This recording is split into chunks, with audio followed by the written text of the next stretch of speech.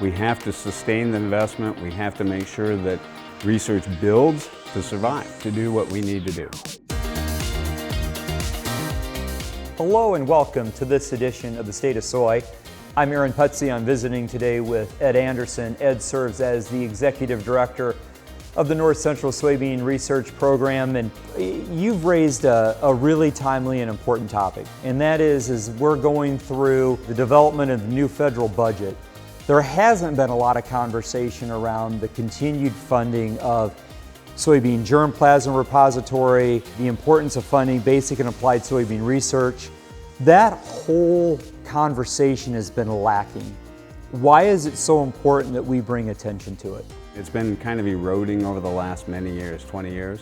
I think with the potential of losing funding for the national germplasm, this repository, this curation process for all of this rich genetic material that breeders, whether they're public or private, can access and really use to improve yield preservation, so disease and insect and weed resistance, quality traits like oils and proteins and all of the things that we use soybean for, food, feed, fuel, and fiber.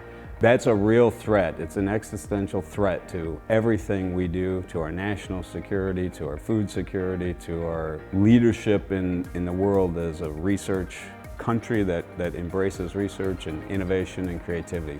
You spent many years helping lead the Iowa Soybean Association's research efforts, so this is near and dear to your heart, and you care about this topic, especially as it relates to the private and public partnerships around this basic and applied research. Why is that so critical, and why should consumers care? I think everybody cares, right? And needs to be aware, one, of all the positives that the things you just mentioned mean. And I think by raising awareness, we can first acknowledge and appreciate all the great things that have been done and continue to be done, and also encourage the public as they vote, the farmers and others as they communicate with the appropriate decision makers on, hey, this is important. Here's what this has done for us. The United Soybean Board does a great job of quantifying every few years what this checkoff investment has as a return on investment. What are we up to, like $12 of return for every dollar of farmer checkoff monies invested in research and development and discovery. These things are really important, and people do care, and I think if they know and if they get accurate, truthful information, I think it helps them to be better citizens and voters and decision makers. There's no shortage of issues coming at the farmer from a production standpoint, whether it be pests, whether it be disease, whether it be new varieties, to be more tolerant, to be able to deal with this more erratic climate that we have to deal with, going from too dry one year to too wet the next. Why is the future of the soybean industry hinge so much on making sure that we're continuing to do the kind of research that we need to have done? Remember, research, just like many other things, is a long-term investment. Yes. Yep. We have to sustain the investment. We have to make sure that research builds so that products can be delivered, solutions and management and cropping systems improvements, agronomics, genetics, everything can be continuously improving, because climate changes, pests change and evolve and move in and out of areas.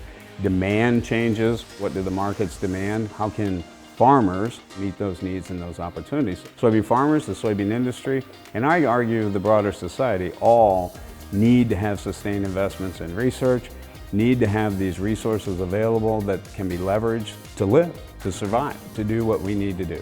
There's a lot that we can do on the checkoff side, and there's a lot that the individual can do out there in terms of bending the ear of those who will listen about the need, the importance of continuing to drive funding and innovation in the space of not only the soybean germplasm repository, but also in support of the basic and applied research that we do so well both at Iowa State University, the Iowa Soybean Association, and beyond. Reporting for this edition of the State of Soy, I'm Aaron Putsey.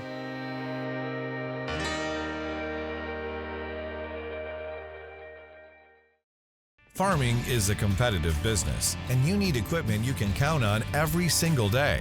That's why for nearly 90 years, farmers have entrusted their grain handling to Brandt Agricultural Products.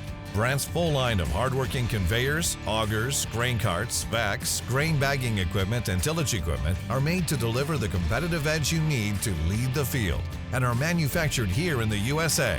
For more information on our full line of products, visit Brandt.ca today.